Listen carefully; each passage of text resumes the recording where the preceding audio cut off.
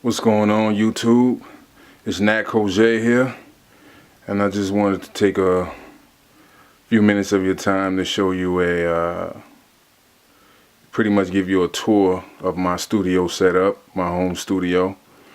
I know these days and times a lot of artists are building their own home studios, and so I definitely had to go ahead and put mine together. What you see here is it's a give and take of a few years of putting things together. So you know, some of this stuff is really old and some of it is new, and so I just pretty much want to give you a tour of my setup, man. So here we go. As you can see, I got the dual screens there, which is very handy for tracking and mixing in Pro Tools. I use Pro Tools as my DAW of choice when it comes to tracking and recording. I also use Logic. Logic is my main tool for production.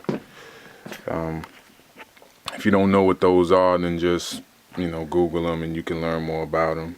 And I may even put up some tutorials on how to use those workstations. All right, so if you look here, you'll see my monitors. These monitors are pretty old, but they get the job done. These are events. Zoom in so you can see that.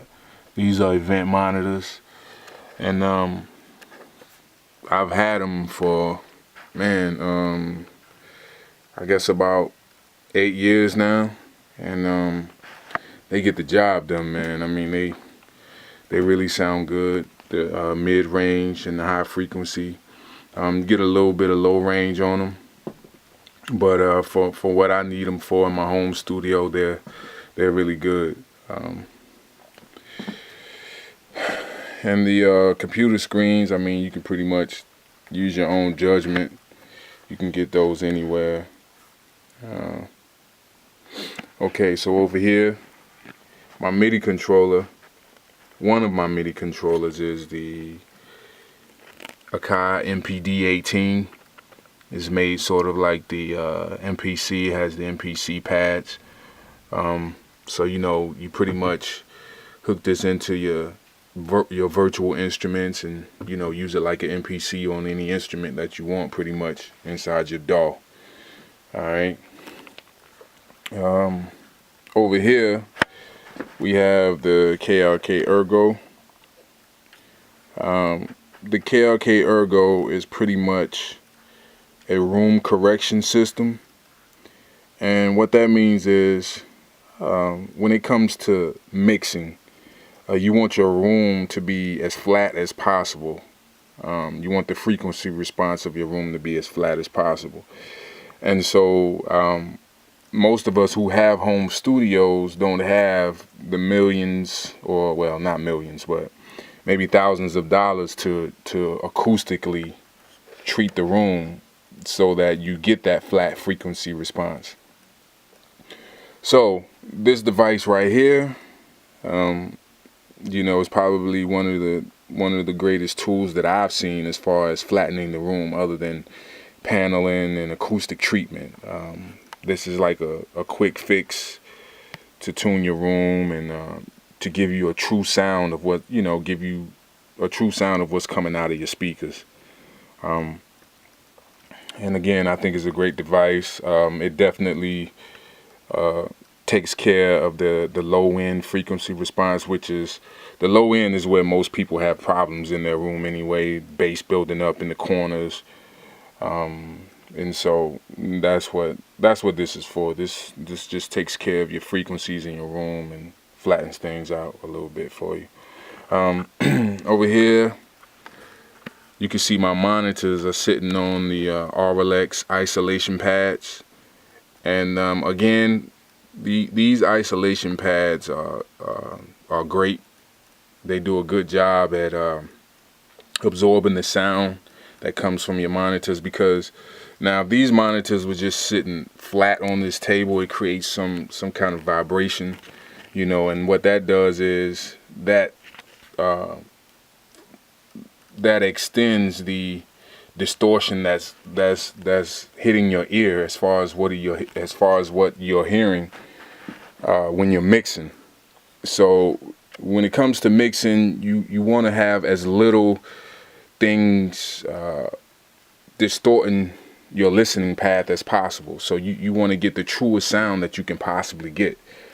So these Arlex isolation pads are good. If you're serious about you know, getting a true sound coming from your monitors. It all helps. There's what I've learned over the years is that there's not one particular thing that's going to solve all your problems. You know, it's a combination of things and a combination of skills that you need to have in order to get a good sound out of your monitors, in order to get a good mix, in order to just have overall great production and mixing coming out of your home studio. It's a combination of things, and most of us, you know, we don't get everything overnight. You know, it's a time period and a learning curve that you got to go through. You just got to be dedicated to it and stay committed. Okay, so now if you'll look back here, I have treated my room a little bit with some panels and some acoustic foam. And if you'll look over here as well, you can see I have panels in the corners. Now I actually made these panels myself, because purchasing them from, you know, a panel manufacturer, you know, can be a bit expensive. You can probably get, I don't know, I guess on the cheapest end, one panel for maybe between $50 to $90. So I just chose to make my own and save a little bit of money. What I did was I pretty much figured out what size I wanted my panels to be. I went to my nearest home improvement store. I bought insulation. I got Owens Corning insulation. And you can, you know, choose whatever insulation you want according to the type of frequency that you're trying to trap. So pretty much I got the insulation, I bought the fabric, and I made these panels. Okay. So again, these panels are used to absorb, they're used to absorb the sound in your room. You know, to help eliminate some of those frequencies, or to absorb some of that reverberance bouncing off the walls. And in engineering terms, you'll probably hear, you know, you'll hear the term deadening. You know, you want to try to deaden your room as much as possible, especially for when you're recording vocals and things of that nature. Now, when it comes to mixing, you don't want your room completely dead. You know, you want to have a little bit of reverberance, and to give, you know, to have that natural sound of your music in the room. So a little bit of reverberance, it definitely helps. If you look on the back wall there, you'll see that I have more acoustic foam to help with sound absorption and diffusion. If you know anything about treating your room, you need to have sound absorption, sound diffusion are two major components of treating your room. A lot of people always wonder why, you know, if when they're mixing in their home studio and then they take their music out to the car, it doesn't sound the same as it sounded in the studio. Well, that's a big part of the problem, is because your room is not treated to give you a true sound, pretty much. All right, so moving on. My computer of choice is a Mac Pro. I have a Mac Pro Tower, and I guess you could, that speaks for itself. Everybody knows about Apple products and how stable they are when it comes to running music programs. But I will say that if you have a PC, PCs are just as good. If you have one with enough RAM and enough horsepower to handle what you need it for. So people get into these PC and Mac wars, and I just think it's whatever your preference is. If you can take care of what you need to take care of with the PC, then definitely do that. But for what I needed, I wanted to go ahead and get a Mac because I started out on a PC, and I had a lot of headaches with it, to be honest with you. And I got tired of doing the upgrades and things of that nature, so I just went ahead and got something that could handle the job. All right, so that's my computer. It's a Mac Pro Intel Xeon. Okay, you can see up there I got a few external hard drives. That's self-explanatory. Now let's get into my interface. My interface of choice is the Apollo.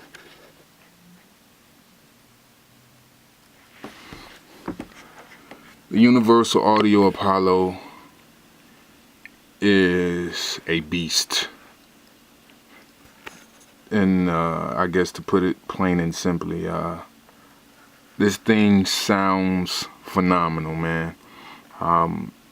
With this, in most systems, or most interfaces, I should say, you don't have the capability of recording your plugins in real time.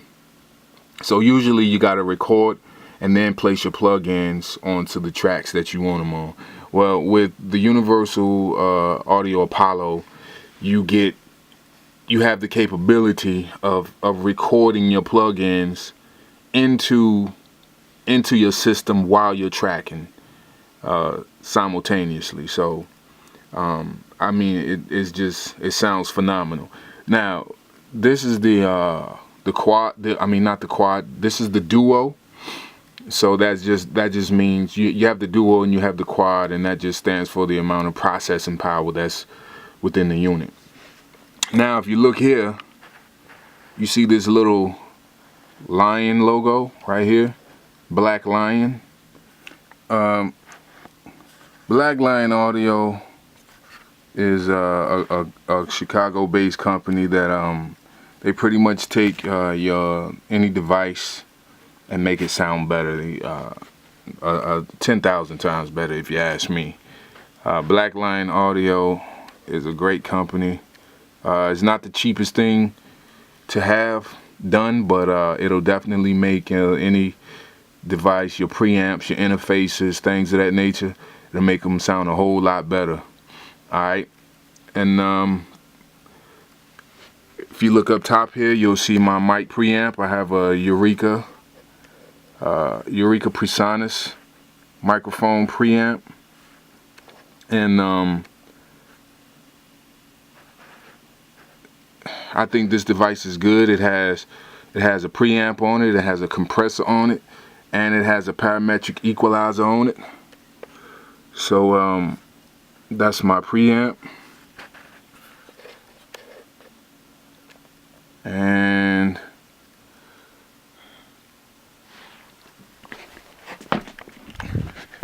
over here you'll see my guitars.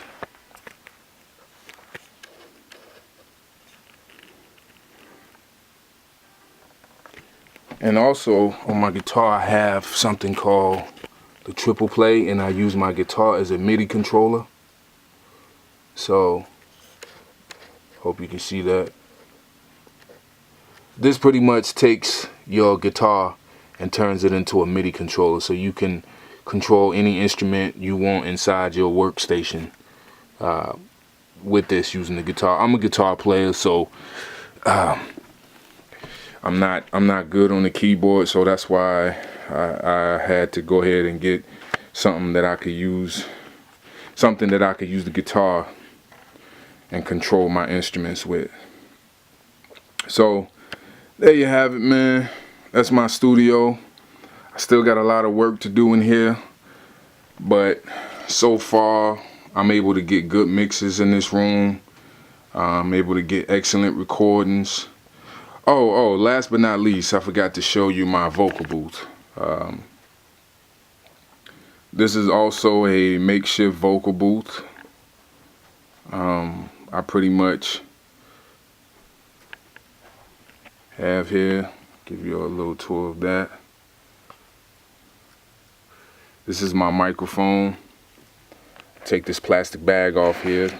Use this plastic bag for protection of the microphone, keeping dust and things like that out of the microphone diaphragm. I have a Rode NT2A microphone.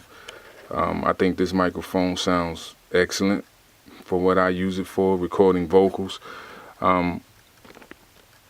This is about a $400 to $500 microphone. So this microphone has 3 different settings on it: cardioid, figure 8, and omni. If you want to know what those are, do some research. I would explain it now, but for the sake of time, I'll probably leave that for another video. So again, this is my Rode microphone. I think it does an excellent job of recording vocals. And you can see the vocal booth here. Got a little absorption and deflection foam there. See back here, I have a panel on the wall. And so I have treatment on the ceiling as well.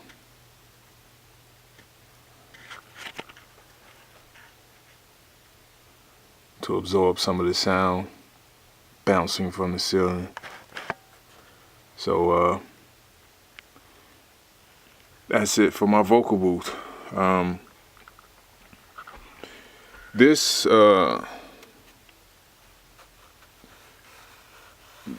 I forget what this is called, but it's pretty much absorbing sound. This device here behind the microphone, you can pick that up at pretty much any music store. It does a great job at helping absorb some of the background noise that bleeds into the microphone from outside sources. So there you have it, man. This is my studio, Natco J, signing off. Till next time. Peace.